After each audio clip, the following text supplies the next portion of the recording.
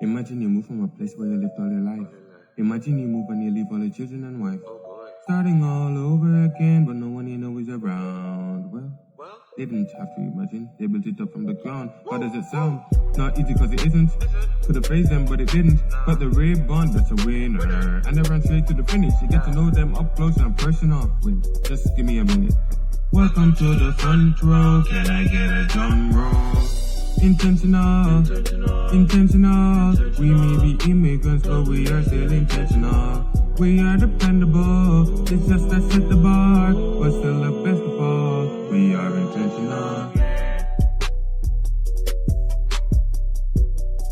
Welcome to the Intentional Immigrants Podcast. Here we look at immigrants and their journeys to settle in a new, unfamiliar place.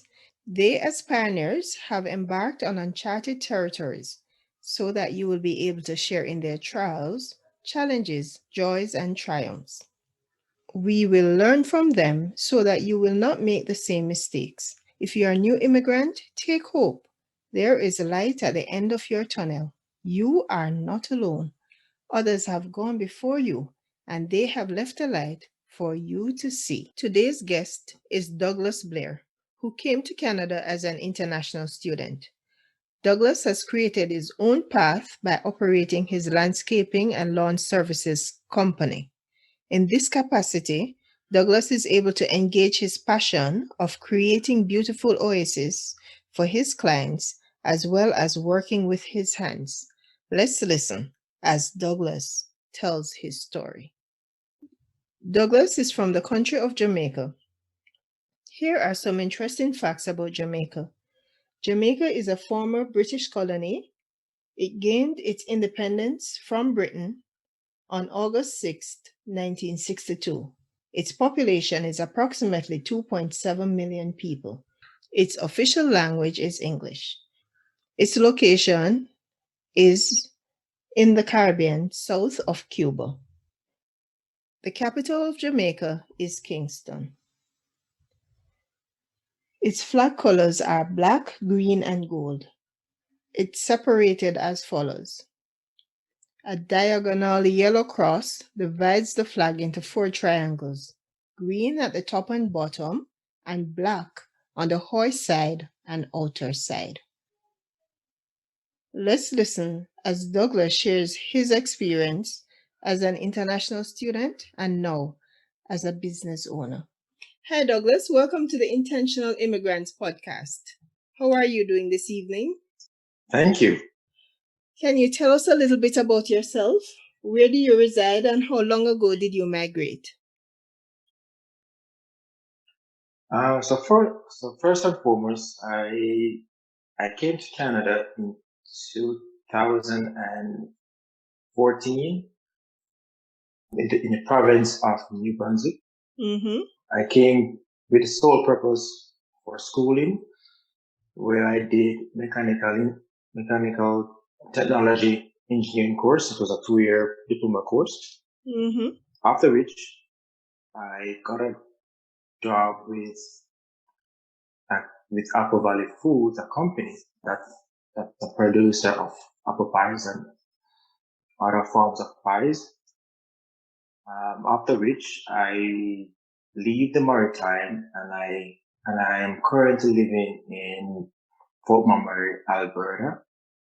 Okay. That was in the year 2019. I came to Alberta. I started a company known as Green Thumb Landscaping and Lawn Services in May 2020.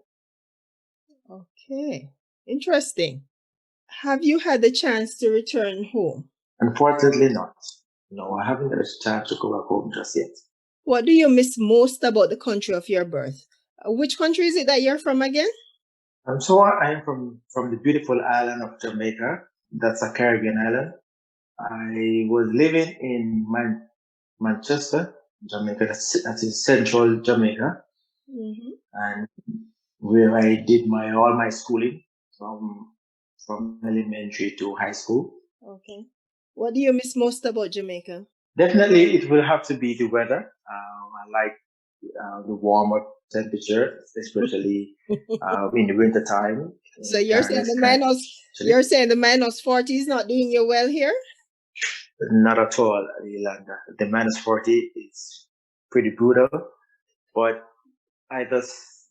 yes, I miss the warm weather in Jamaica, and also miss the food and also the whole culture, togetherness, the warmth. Yes, both from the people and also the climate, the weather. Okay.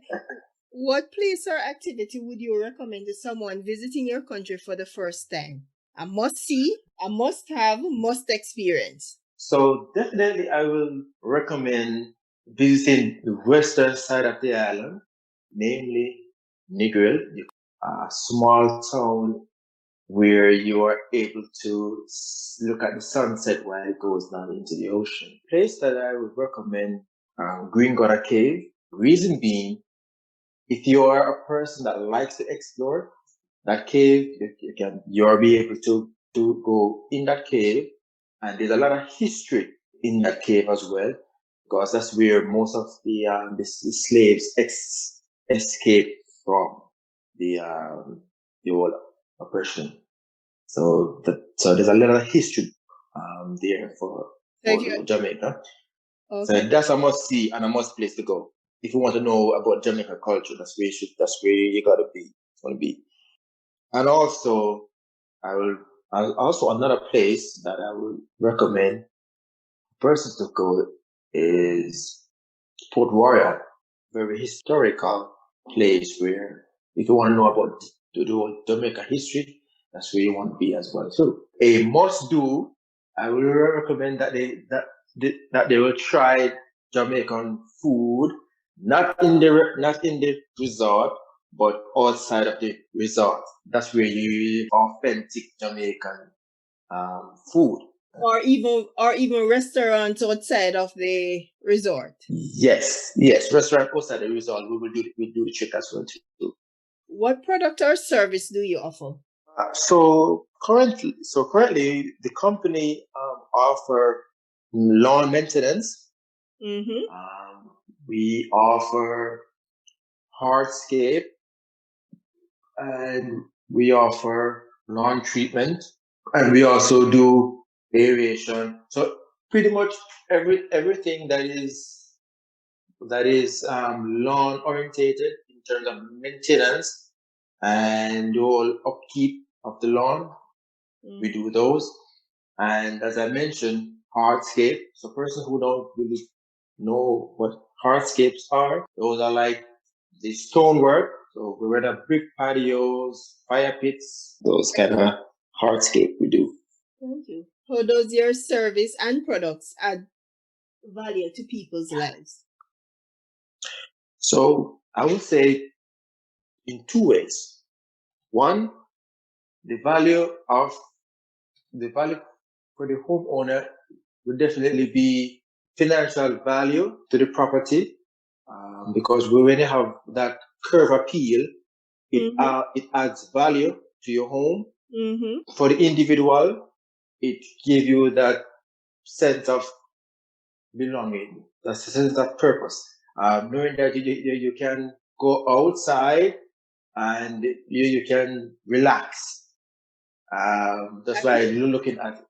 You can relax at home in your own yard. You can relax at home. Yes, you can relax at home, pretty much. So for a landscaper, we try to allow the client to have that oasis at home. Mm-hmm. Yes. So somewhere where they can go to and rejuvenate from a hard day's work from their jobs. How did you get involved in this business? Was it as a result of training, interest, or hobby?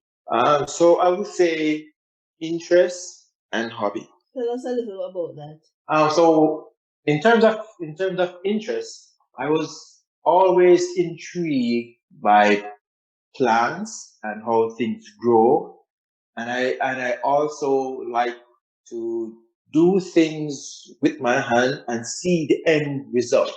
You like so I like to plant things. Yes, I like to create stuff.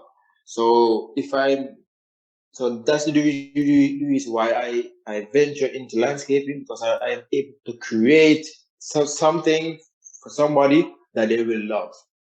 And in terms of hobby, back home in Jamaica, my parents' dwelling place was one of the most talked about in terms of the lawn and the flowers.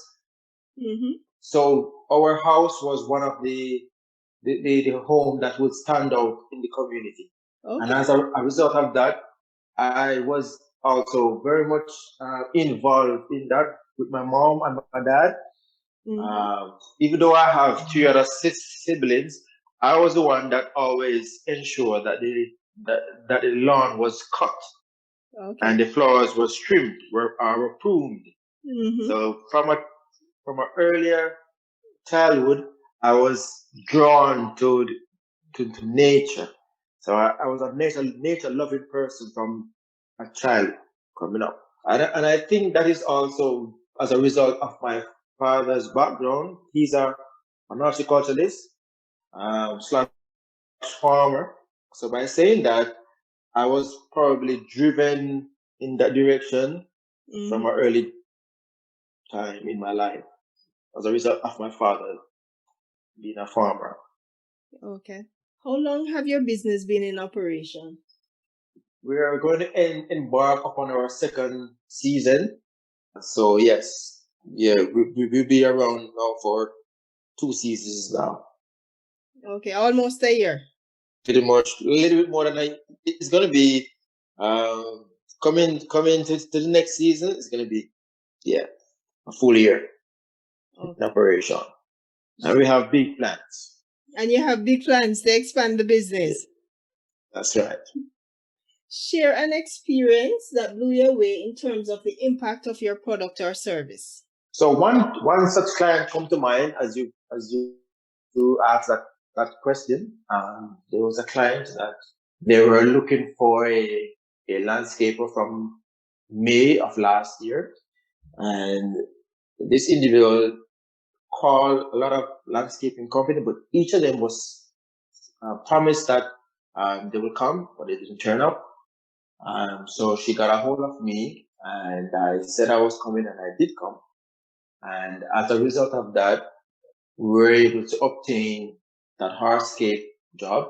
When we completed that job, the client was so happy and overjoyed with her home, because that client mentioned that her yard was, you will say, the sore eye of the community or of that street. So when we finished transforming that property, it became the number one property on that street. Everybody passed and commend her yard now, because it was such a work of art. It was very beautiful when we were done with it. So her reaction to the completion of the job actually blew me away, because she was so happy. Did you get any referrals from that? I sure did. I got a couple. Oh, you got a few. Okay, that's good. Yeah, I got a few. That's very good.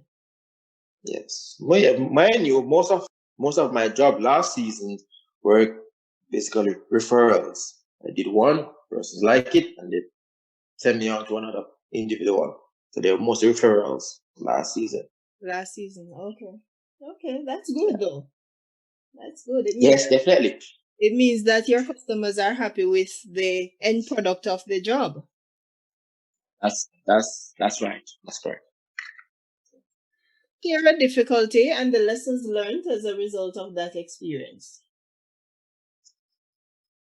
Well, difficulty, I would say, starting a business with little or no manual equipment.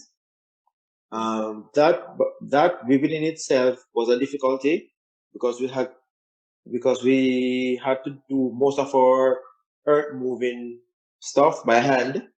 Okay. Because we didn't have the level of equipment to move stuff, so we have to do it by hand. So that was in itself a difficulty. Yes. So the lesson learned would definitely has to be, if you're going to embark upon a job, you have to be aware of the tools and equipment needed to do that job efficiently and effectively. Okay, that's a good lesson. Be prepared. Yes, definitely. It's all about Be prepared. That's right. Be prepared. Okay. Are there any other lessons from the operating the business in terms of starting the business and any challenges that you had in relation to that? Was it difficult to start a business in Canada? I would say no. It's not difficult. Not difficult at all. In terms of starting a business in Canada, it's quite simple. I would say, because all you need to do is get a name that somebody else doesn't have, get it registered, and you're on your way.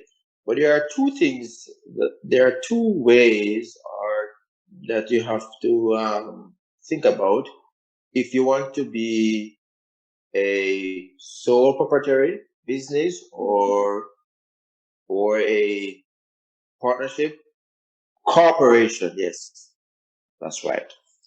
And but if you are looking for long-term business, or you have a long-term goal for your business, it will be best if you register your business as a corporation, because it will allow you to be able to employ other persons within your business than if you are a sole proprietor registered business.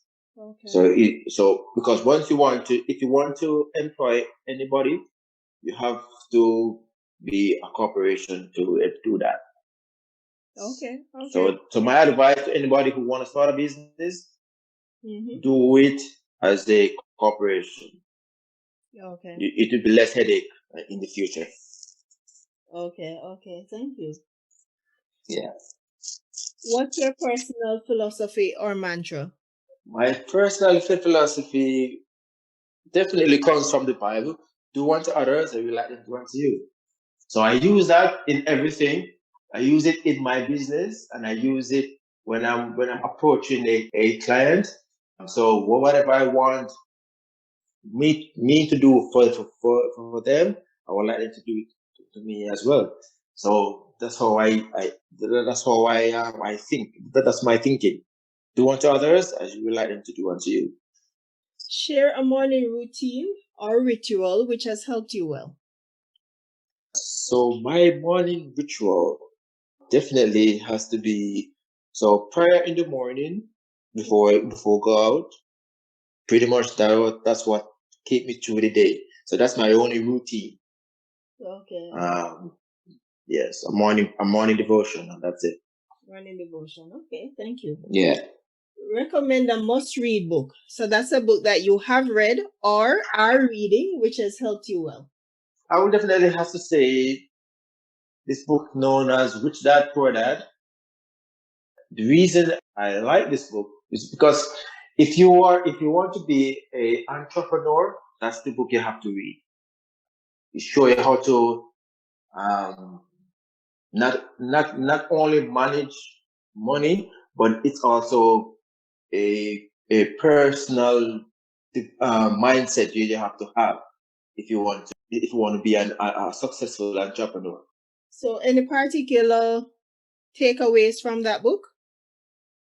I mean, I know you mentioned the mindset, that your mindset is to change in order for you to be a successful entrepreneur. But any other highlights from the book that stand out to you? Yes. I don't want this to come across wrongly, but he had mentioned in his book that his dad always was instructing him to get the education, land the right job, and go up the corporate ladder. The author's mindset was a little bit different, because he saw where people would work those long hours and yet didn't have any time for themselves and their family. So I take that. Well, what I take from that book now is that you have to make time in whatever way you can for family. It's very important. You cannot work all the time and leave family out. So that's what I take from that book personally. Family comes first.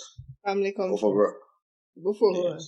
In essence, you're saying that you need to have a balanced life. Definitely. Yes, you need to have a balanced life. We will say you must have temperance in all what you do. You mentioned that you came to Canada as an international student. Yes. Did you know anyone before coming to Canada, or because you went to, which province was it that you went to again? So the province that I went to was the province of New Brunswick. Oh, New Brunswick. Okay. Did you come by yourself? My wife was here a year before I came. Oh, okay. And then I came after. She came first. Yes, my wife came first. And she came. And she came as a student. Oh, she came as an international student as well. Okay. Yes, she did. Yes, she did. Yeah. That's good. Definitely. So you asked if I knew anybody prior to coming to Canada. I would say yes, because yes, my wife, yes, but her sister and her brother-in-law, they were already here. Okay. So you had like a bit of family. They had a little bit of family there, yeah. Yeah, that's a little bit of family. So that's a good thing. Yes, it is a good thing. Make it a little bit easier to adjust. It does make it easier to adjust. Yeah.